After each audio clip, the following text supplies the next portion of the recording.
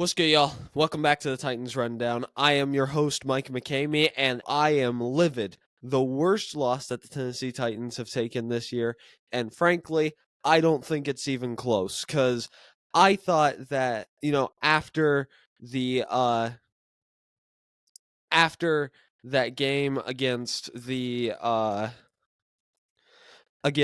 Texans back in week 15, I believe it was, where we lost to Case Keenum, I thought that it could not get any worse, but apparently it did, because Vrabel made the most idiotic move that he's made as a head coach this year. And yes, that includes not going for it on 4th and 1 against the Tampa Bay Buccaneers. Anyway, moving on. Obviously, we got the 2.5 to 3.5 minute section where I just talk about something that's not Titans related. I talk about college football. I could talk about anyway, just anything else. But all right, so let's talk about them Vols, because holy cow, Nico Iamaleava is an absolute dog. At least that's what he looks like he could be. He wasn't this insane 5-star quarterback. He didn't go out there and throw 4 touchdowns. He had 4 total touchdowns, but like he was running all over the place. He was throwing some absolute dimes. He threw a deep dime into the end zone, but for some reason, Ramel Keaton just decided, oh, I'm just gonna slow down a little bit. No big deal. Just make sure I don't catch this ball. Like, gosh, dude was probably used to catching a ball from Joe Milton. And it was with Joe Milton, it was either a complete underthrow deep down the field because his arm was too strong, or a complete. And why I say that is because he would overestimate sometimes how strong his arm was, and then he'd barely put anything on it, and it would be underthrown. Or he completely overthrew it again because he underestimated his power with his arm and just completely hucked it down the field. But anyway, no, this isn't about Milton. This is about Nico in positive times. Nico looked like he had more potential than Hendon Hooker did as a Vols quarterback, and he definitely is better than and he's definitely probably going to end up being better than Joe Milton, from what I can tell at least. But anyway, now am I saying that it was perfect? Absolutely not. There were a couple of sacks that he shouldn't have taken. There were that, like, a veteran like Joe Milton, I would hope, would just throw it away on those situations, but it's fine. We can work on that and whatnot, but overall, I think that Nico had the best game that you could ask for as a Vols fan. And defense played pretty decently. I mean, I know that it's Iowa's second string quarterback and that obviously he was going to be bad, but like, dude, we still locked that. We still locked up. Like, it wasn't like, I feel like that the old Vols defense would have led up 20 to this obnoxious offense, but that's just me. But Nico is cooking, and he is a little chef. And then, oh yeah, also, by the way, happy 2024. I forgot to mention that, but I need to mention this too.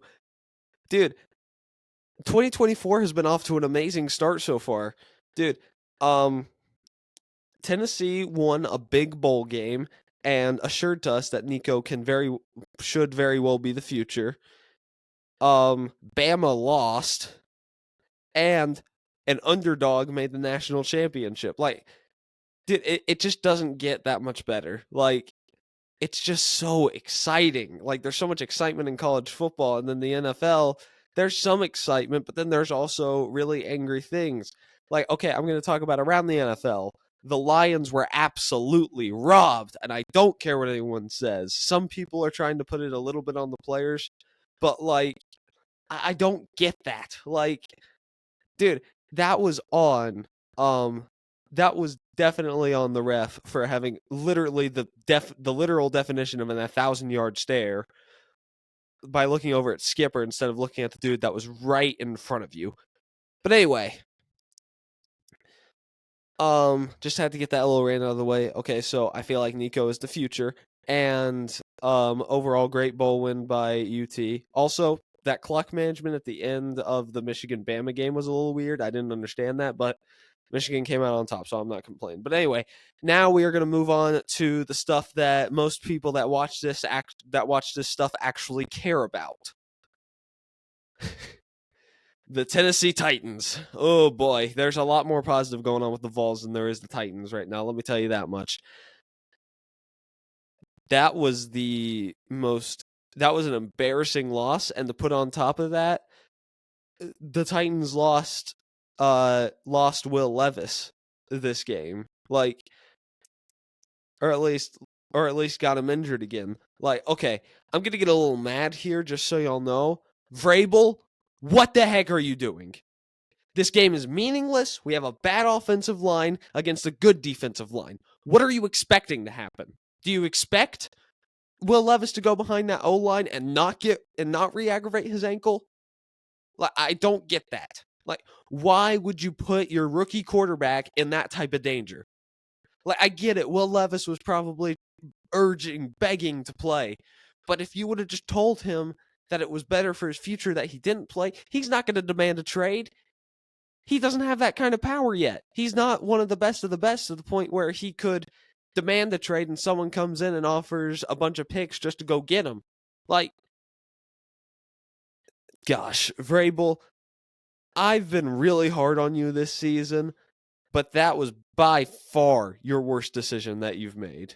And it's not even close. Like, dude, gosh, like, and especially whenever you have a defensive tackle that you cut for work ethic issues, who was on the other side of that defensive line looking for revenge and trying to kill anyone on the other end of that Titans offense. Like, it's just a really bad idea. Like, Tannehill did play pretty decent in relief, which would make me confident if we re-signed him as a backup that he would be able to come back in. That's a positive from this game. Tannehill, did his job, hit the checkdowns, did what he needed to do. He actually got us in the field goal range to get us our only points of the game. So, like, at least it wasn't a shutout. But if there's not that much to talk about, honestly, because like I don't know how else to say it. The Titans were bad, and oh yeah, CJ Stroud was really good. That really hurts. I just wanted the Texans to screw up one more time. Just one more time. Just for them to completely mess up their pick and go for like Will Anderson or something like that and pass up on CJ Stroud. But they didn't. They made the right decision. CJ Stroud is an absolute baller, and he's going to be one of the best quarterbacks for the next few years. But, like, dude, I don't, man. Like, I'm really upset about the Titans right now. Like, I'm sorry if this episode is shorter than usual because I have just run out of things to talk about. Like, because I could talk about Will Levis potentially showing flashes, but that's just not going to help out. Like, but I can't do that now because Tannehill's probably going to start, or Malik's going to start next week. Like,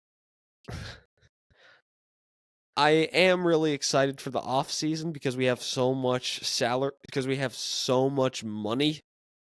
Like, and we could just basically go offer anyone. Like, we go offer, we go get a couple of guys. I think that this team can get back to where it originally was back in like 2021 or something like that. But I can't be too hopeful for that because I feel like that because like Rand Carthen had a really good offseason last season with a very negative cap.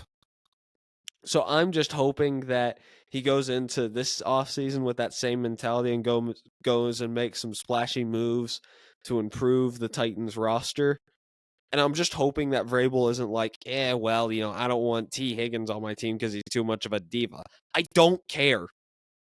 I don't care if someone's a diva. Just get me some good players, and I want to, and they can work with that. Like, like as much as I hate like the Eagles and Nick Sirianni, Like, AJ Brown is right. Like, it feels like that they can AJ Brown, like, I've been really mad about it, but he may be kind of right. They can show out their personality. They can show their personality and have fun.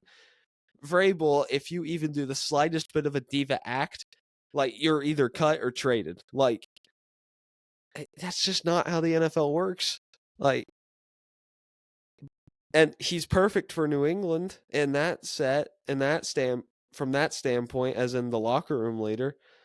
Like, now I am now again still I'm torn on that thing by AJ Brown because it's been obvious that Vrabel has been able to deal with big personalities like someone like a oh man, I had the name in mind, it slipped out. Oh yeah, like a Taylor Lewan who was hosting Bussin' with the Boys while he was with Vrabel. Like, he still is he still is a good head coach. You don't go to a divisional round and whatnot by not being a good head coach, but he definitely does have some flaws that really cost him. And I am happy that we hired Rand Carthen because that balances it out and whatnot. But like, it's a little ridiculous if I'm being completely honest. All right, so um, again, oh okay, well, let's talk about this. How about the fact that the coach that I would personally want the Titans to hire was on the other side of this of this game if Vrabel does end up leaving for New England or something like that. Because here's my personal opinion.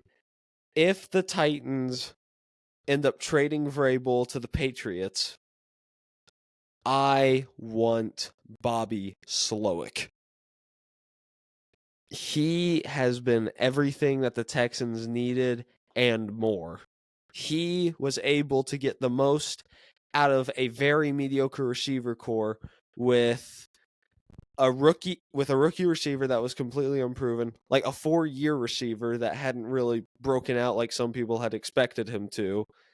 A mediocre offensive line, a rookie quarterback, and a pretty meh running back room. Pretty underwhelming, honestly. And he's been able to take that and he's been able to make it into something phenomenal. Now, I would be hoping that he would be able to come into Tennessee with that same mentality. Like, I know that it's his first year as an offensive coordinator, and yes, I would be really upset if like he would come in and completely flop. But I think that it's worth it. Because if he can do with Will Levis what he did with CJ Stroud, like it's gonna be a lot. It would be absolutely amazing. The Titans are back. We signed T Higgins. We draft a second round receiver. We draft a left tackle. We get a bridge right tackle and a bridge center. Like, if we can do that in free agency and in the draft with or without Vrabel, we would be cooking again because the defense is not that great, but it is good enough to where a good to great offense can win football games with it. Like, now, don't get me wrong, that does not mean that we don't need to go get a corner. We need a cornerback one. But still, like, there's so much to be excited about. So much. And this has started to become a lot more optimistic because I am not talking about that disastrous game from 2 days ago. I'm recording this on a Tuesday, by the way. Like, that game from 2 days ago was so hard to watch. Like, I was barely even watching in the second half because like I just did not have the mental strength to get through it. I did practice something that I had announced earlier. And for a refresher, yes, I am doing play-by-plays next year. It'll probably start next preseason. Yeah, next preseason. And I was juggling with the idea of doing it on Sunday. Then my parents were just like, "Come on now, it's New Year's Eve. You're having a watch party for the Citrus Bowl tomorrow," and I'm just like, "Yeah, good point." So I just didn't worry about it. Like, anyway, so it's getting to be about that time in the episode where I talk about who we play next week. And we play the Jags. We're losing. I hope that we lose, and I'm hoping that the Giants pull out a big win for us, or heck, even the Chargers. If either of those teams can pull out like a big win for us, we would really appreciate it, because then we can get to the 5th pick and guarantee that we either get Ola Fashanu or Joe Alt. I still am. It took me a long time to pronounce Ola Fashanu's name because I had no clue how to. I had no clue how to say his name. And Joe Alt is a stereotypical Titans player, just a white Notre Dame left tackle.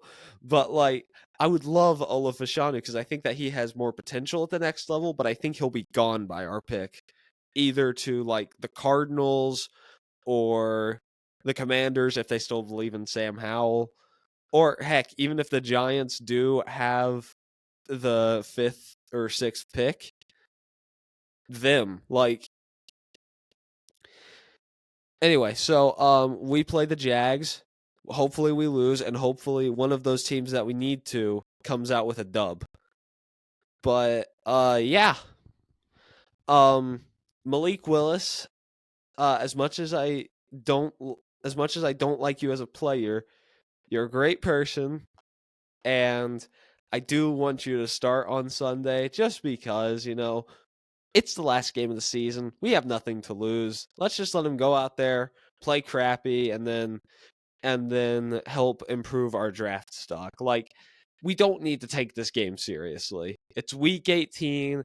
The Jags could very well lock up the AFC South with this win.